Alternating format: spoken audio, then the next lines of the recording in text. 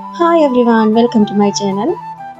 இன்னைக்கு உங்களுக்கு வீடியோ பார்த்தாலே தெரிஞ்சிருக்கும் என்ன செஞ்சு காட்ட போறேன்னு. பட்டர் கேக் பேக்கரி ஸ்டைலில் எப்படி செய்யணும் பார்க்கலாமா? ரெசிபிஸ் பார்க்கறதுக்கு முதல்ல ஃபனாஸ் வைஃப் சேனலை சப்ஸ்கிரைப் பண்ணிக்கோங்க, பெல் ஐக்கானையும் கிளிக் பண்ணிக்கோங்க. அப்போ தான் எங்களோட நோட்டிஃபிகேஷன் உங்களுக்கு வரும். 250 கிராம் ஆல் பர்பஸ் ஃப்ளோர் எடுத்துக்கோங்க. அதை ஒரு 3 டைம்ஸ் மாதிரி நல்லா சளிச்சு ஒரு பவுலில் எடுத்து வச்சுக்கோங்க. அதுக்கப்புறமா ஒரு 5 லார்ஜான எக் எடுத்துக்கோங்க. எக் யோக் தனியாகவும் ஒயிட் தனியாகவும் நீங்கள் செப்பரேட்டாக பிரித்து எடுத்து வச்சுக்கோங்க. எப்போவுமே எக்கை எந்த மிக்சரில் சேர்க்குறதுனாலும் ஒரு சின்ன பவுலில் உடச்சி ஊற்றி அதை செப்பரேட்டாகவே சேர்த்துக்கோங்க. ஏன்னு சொன்னால் கெட்டு போன எக் இருந்துன்னு சொன்னால் அந்த மிக்சர் எல்லாமே வேஸ்ட்டாக போயிடும். வீடியோ பார்க்குறதோட மறக்காமல் சேனலையும் சப்ஸ்கிரைப் பண்ணுங்கள்.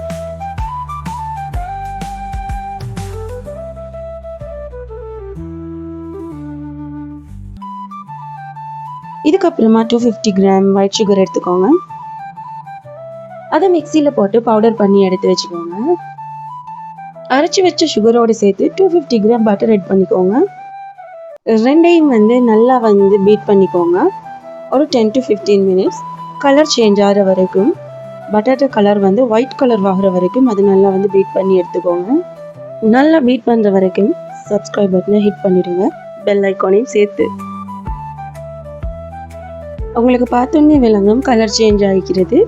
அதுக்கப்புறமா நாங்கள் செப்பரேட்டாக எடுத்து வச்சுக்கொண்ட அந்த எக் யோக்கையும் கொஞ்சம் கொஞ்சமாக சேர்த்து ஒரு 5 மினிட்ஸுக்கு மாதிரி பீட் பண்ணி எடுத்துக்கோங்க. செப்பரேட்டாக எடுத்து வச்ச எக் ஒயிட்டையும் 10 to 15 மினிட்ஸ் நல்லா பபிள்ஸ் வர அளவுக்கு அதையும் பீட் பண்ணி எடுத்துக்கோங்க.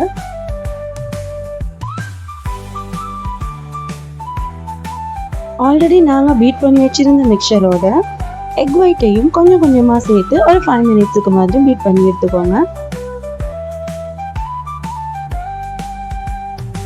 எடுத்து வச்சிருந்து 250 கிராம் ஃப்ளவர் எடுத்து கொஞ்சம் கொஞ்சமாக ஒரு விஸ்கை வச்சு அதை மிக்ஸ் பண்ணி எடுத்துக்கோங்க. கொஞ்சம் கொஞ்சமாக ஃப்ளவரை சேர்த்து நீங்கள் மிக்ஸ் பண்ணிக்கோங்க. நான் ஒரு விஸ்க் வச்சு தான் அதை மிக்ஸ் பண்ணிக்கிட்டேன். ஒரே சைடுக்கு டர்ன் பண்ணி ஸ்மூத்தான பட்டராக செட் பண்ணி எடுத்துக்கோங்க. ஃப்ளவர் சேர்த்ததுக்கு அப்புறமா நான் பீட் பண்ண மாட்டேன். ஸ்பூனோ விஸ்கோ வச்சு தான் நான் அதை மிக்ஸ் பண்ணி எடுத்துக்கொள்வேன். இது கூட 2 டீஸ்பூன் பேக்கிங் பவுடர் ஆட் பண்ணிக்கோங்க. 2 டேபிள் ஸ்பூன் மில்க் பவுடர் எடுத்துக்கோங்க. 1/4 கப் அளவுக்கு ஃப்ரெஷ் மில்க் எடுத்து அதை ஆட் பண்ணிக்கோங்க. மில்கை நல்லா கரைச்சி விட்டுட்டு கேக் பட்டரோட அதையுமே சேர்த்து ஆட் பண்ணிக்கோங்க. க்ரீமியான ஸ்மூத்தான பட்டர் வரும் வரைக்கும் அதை நல்லா மிக்ஸ் பண்ணி விட்டுக்கோங்க. டர்ன் பண்ணி மிக்ஸ் பண்ணுங்க. கடைசியாக 2 டீஸ்பூன் வெனிலா எசன்ஸ் ஆட் பண்ணிக்கோங்க. அதையும் கொஞ்சமாக மிக்ஸ் பண்ணி விட்டுக்கோங்க. கேக்கை பேக் பண்ணுறதுக்காக ஸ்கொயர் ஷேப் பேன் தான் நான் எடுத்தேன்.